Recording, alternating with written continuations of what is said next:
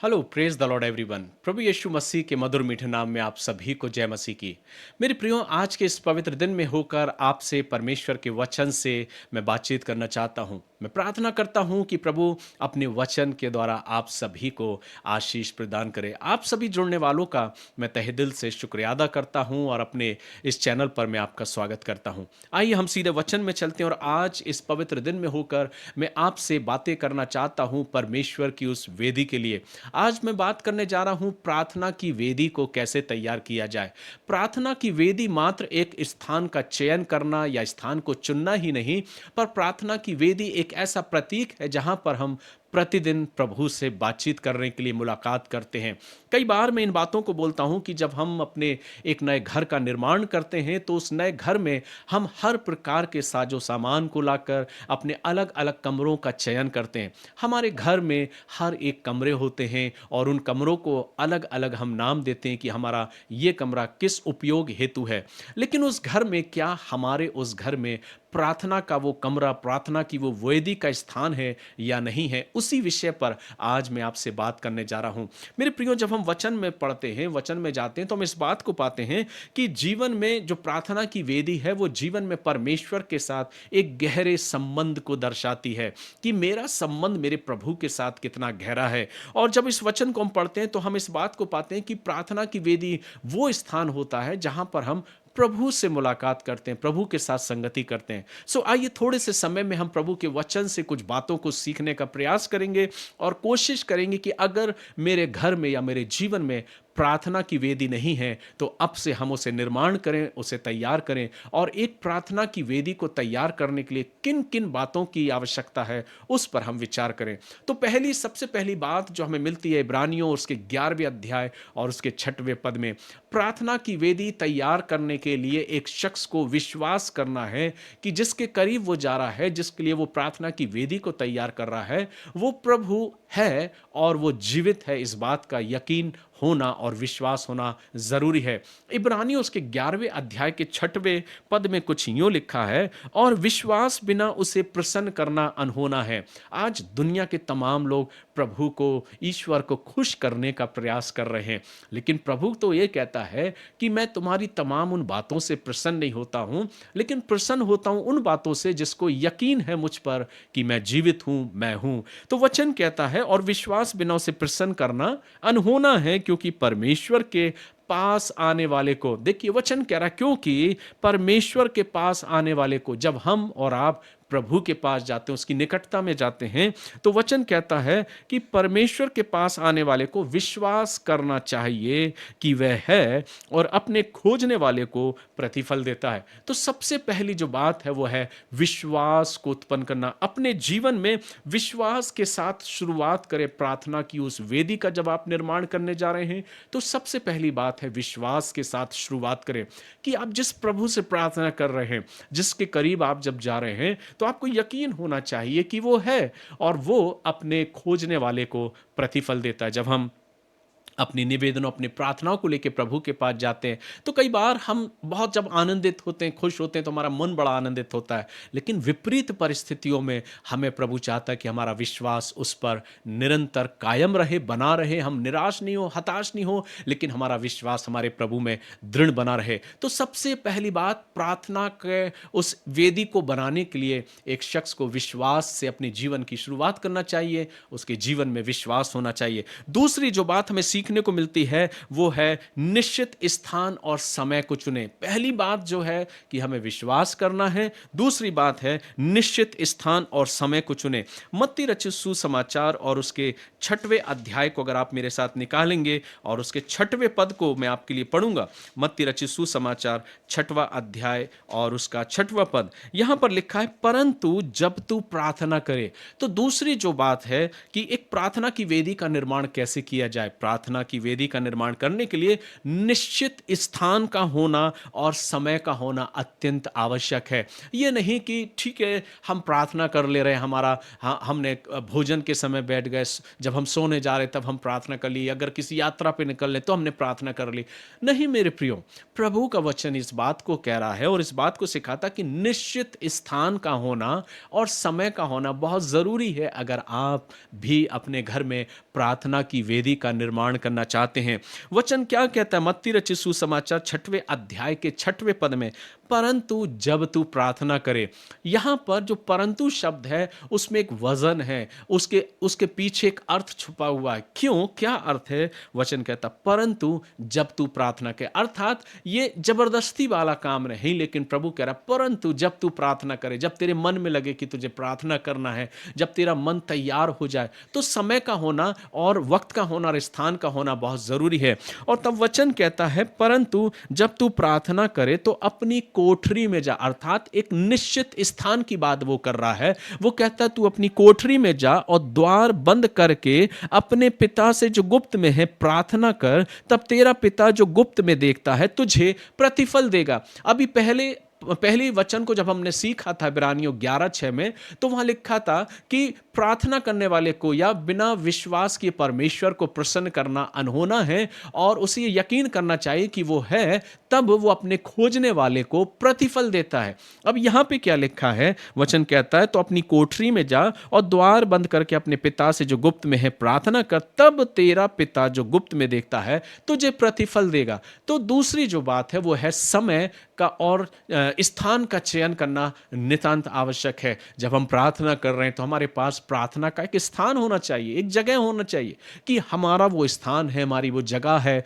हमारा वो वक्त है जिस समय हम प्रभु से बातचीत कर रहे हैं। तो ये सबसे ज्यादा इंपॉर्टेंट है। और तब वचन कहता है तब वह तुझे प्रतिफल देगा। तो हमने क्या अपने जीवन में प्रभु से बात करने का, प्रार्थना का वो स्थान, प्रार्थना की वो वेदी हमने तैयार की है जिसमें हम वो स्थान और वो समय को अपने जीवन में तैयार कर सकें। तीसरी जो बात है जो हमें सीखने को मिलती है वो है पवित्रता और समर्पण के द्वारा। भजन संहिता की पुस्तक को अगर हम निकालें और उसके 24वें अध्याय को, भजन संहिता और उसका 24वां अध्याय और उसके 3 और 4 पद को मैं आपके बीच में पढ़ूंगा।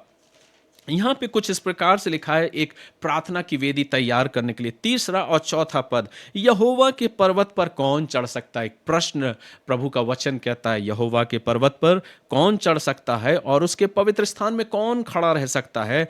जिसके काम निर्दोष हों और जिसके हृदय शुद्ध हैं, जिसने अपने मन को व्यर्थ की ओर नहीं लगाया और न कपट से शपथ खाई है। ये बहुत महत्वपूर्ण वचन है मेरे प्रियो। कई बार हम परमेश्वर को और उसके आराधना स्थल को बहुत हल्के में लेते हैं। वचन यह कह रहा है, प्रभु का वचन कह रहा है, यहोवा के पर्वत पर कौन चढ़ सकता और उसके पवित्र स्थान पर कौन खड़ा रह सकता। पवित्र स्थान की बात वचन कह रहा है। जब आप और हम अपने घर में प्रार्थना की वेदी का निर्माण करते हैं या प्रार्थना की वेदी की शुरुआत कर रहे हैं, तो उसके लिए जरूरी है कि पवित्रता और समर्पण का होना बहुत जरूरी है। कई बार हम सोचते हैं कि हमने अपने जीवन में कलीसिया में पवित्र स्थान में खड़े होकर प्रभु की आराधना और इबादत कर ली, इतना ही पर्याप्त है। नहीं मेरे प्रियो, क्योंकि वचन कह रहा है, वचन बता रहा है कि और उसके पवित्र स्थान में कौन खड़ा रह सकता। ये प्रश्न है जो मेरे और आपके जीवन के लिए जरूरी है। और तब आपके वचन कहता है वही जिसके काम निर्दोष हो।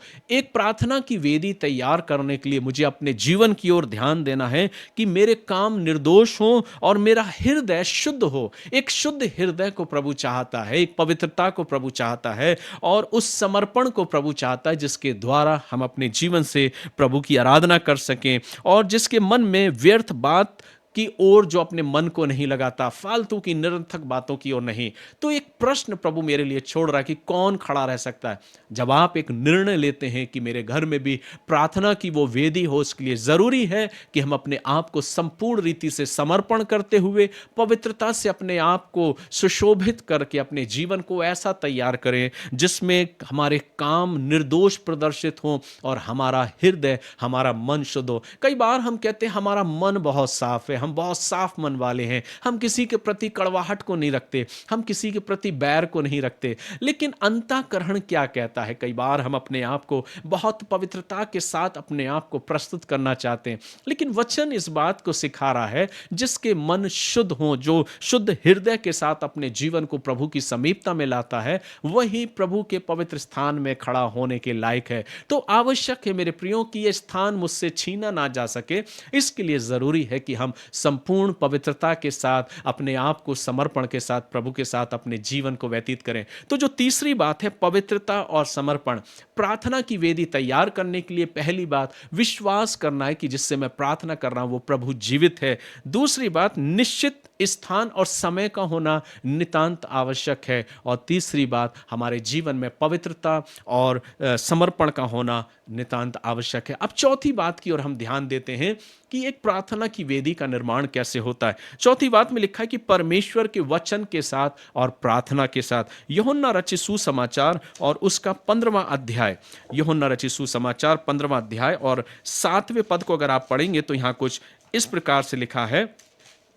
7वें पद में प्रभु का वचन कहता है, यदि तुम मुझ में बने रहो। अभी अभी 3 बातों को हमने सीखा है, पवित्रता और समर्पण, विश्वास, इन बातों को हमने सीखा। लेकिन जो जो चौथी बात है, वचन क्या कह रहा है कि परमेश्वर के वचन में बने रहना और प्रार्थना करना। अर्थात 7वां पद कहता है, यदि तुम मुझ में बने रहो और मेरा वचन तुम में बना रहे। दोनों बातें प्रभु कह रहा है।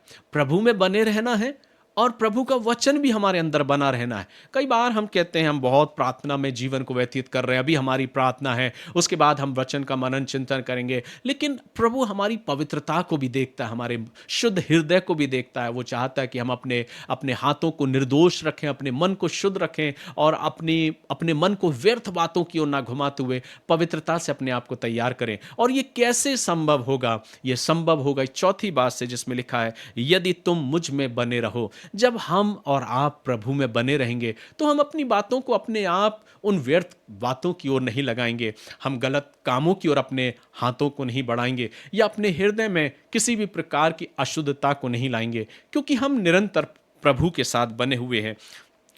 7वां वचन इस प्रकार से कहता है, यदि तुम मुझ में बने रहो और मेरा वचन तुम में बना रहे तो जो चाहो मांगो वह तुम्हारे लिए हो जाएगा। क्यों नहीं होता मेरे प्रियो? कई बार प्रार्थनाओं के जवाब नहीं मिलते, प्रार्थनाओं के उत्तर नहीं मिलते। क्यों? क्योंकि हमारा जीवन प्रभु के वचन के अनुकूल नहीं है, प्रभु के वचन के अनुसार नहीं। हम बातें तो करते हैं पवित्रता की, हम बातें तो करते हैं वचन की, लेकिन प्रभु का वचन कहता है, यदि तुम मुझ में बने रहो और मेरा वचन तुम में बना रहे तो जो कुछ मांगो वो सब कुछ तुम्हारे लिए पूरा हो जाएगा। इसलिए ज़रूरी है कि अगर हम चाहते हैं कि हमारी प्रार्थनाएं, हमारी दुआएं सुनी जाएं, हमें प्रभु में बने रहना है और प्रभु के वचन को अपने अंदर बना के रखना है, ताकि कोई भी गलत बात मेरे अंदर ना आने पाए और मैं संपूर्ण रीति से शुद्धता के साथ अपने जीवन को व्यतीत करने पाऊं।